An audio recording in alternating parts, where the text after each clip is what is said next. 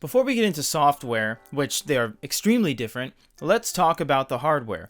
How are these two different? They're roughly the same. Now, there's a couple subtle differences which I'm going to point out right now.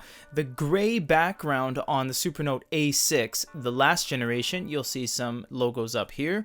This is more gray, this is more white. They're both still gray, but this is a lighter shade. Secondly, the font strip used on the side line here is actually a thicker line width, and it actually has a little bit of a drop shadow around it. Another one is the power button. The power button on the A6X now has two little nubs you will see right there. Also, on the back rail, the tension clip is smaller, and the plastics on the A6X are actually more white than the previous model. They were more yellow on the A6. Software is where everything changes. This is actually running Chauvet, which is based on Android. Now, don't get ahead of yourself. You can't sideload in APKs. You can't put Facebook. You can't put Instagram. You can't put Microsoft OneDrive. You can't do any of that on this device. It's completely locked down to their own respective operating system and software. So that's just nipping that in the bud. Now, in terms of the processing speed and overall advancements between the last gen and this one, this does have a different CPU, and the battery life is actually boosted up a little bit. But other than that, the body internals are identical. All the PCBs, all the ports, all the power button switches, they're all the exact same thing. Let's just have a little bit of a tour around the home screen. Now, Supernote has never had a home screen, so it's basically just a list of your documents. As much as a home screen as you can get is sliding down the two sidebars like so.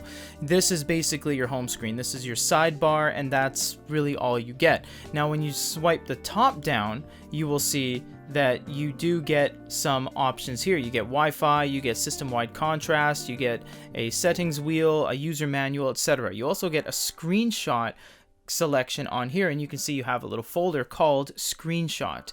Going over to the settings, you'll see that there are some differences between the two. You have a few more things on this side. Now again, you see that application. Do not get ahead of yourself. This doesn't have applications in the traditional sense. It's basically just managing what's on your sidebar, digest, note, etc.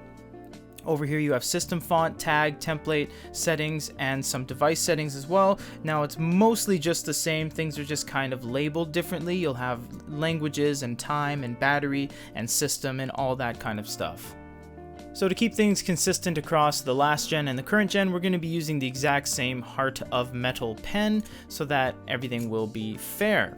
Over here on the last gen, you'll notice that there's no drop down for anything, and that's because it's hidden on the left here.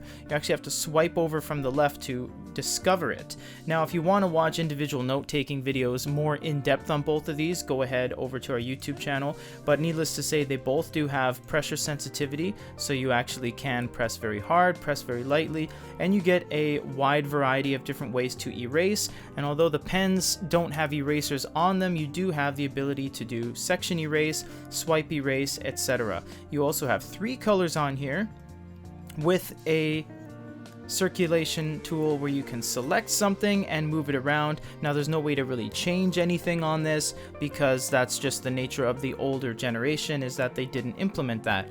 You also have share, which basically just emails it to yourself because these aren't running applications, that they don't have any way of you sharing to Google, sharing to OneDrive, etc. The A6 also had something very cool, whereas if you double tapped in the middle of the screen like this, it actually gets rid of all the UI elements, and no amount of single tapping will bring that back. This gives you a distraction-free canvas end to end. Now I actually got rid of that on the A6X. You can't double tap and get rid of the elements. You actually have to click these little collapse and expand things, and now it's a software key. So I kind of like that little double tap thing, but it is what it is. Now the A6X does have a lot more function. So you can see here you get the mechanical pencil and you get a couple grades. So it's very technical, 0.1, 0.3, etc. The mechanical pencil will be the same thickness all the way through. The pen will have the pressure sensitivity like that, and you have a marker, which is really cool. Now you do have the exact same ways to erase. You have swipe erase like that. You have section erase like that, and you can erase the entire page if you want like that. Now going back to the marker, you'll see we have 4 different colors now. So you have black, you have dark gray, you have gray or light gray, and white. White is basically just the absence of color, therefore it's just erasing. You do have a back button, and you do have a selection tool just like the last gen, but this one's a lot more intuitive. You can expand, you can cut, you can copy, you can save to clipboard, you can rotate, you can stamp it, and you can actually do text recognition.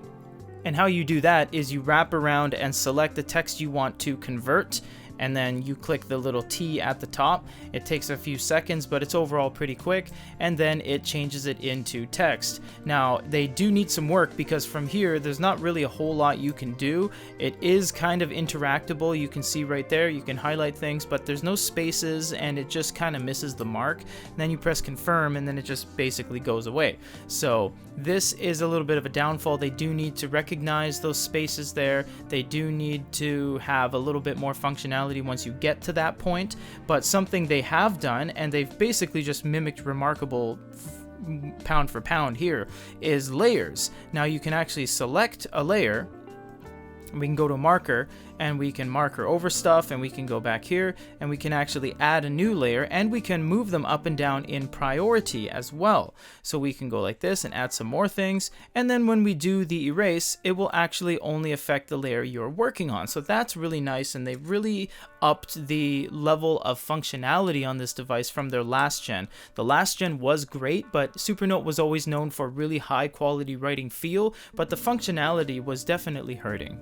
A lot more templates have been added too. You'll see right here you have a whole bunch of different things: sketching, 4-wire, quadrant, 5mm dots. It's all very nice, and it's under all, or you can actually segment them like that and choose the one you want from categories.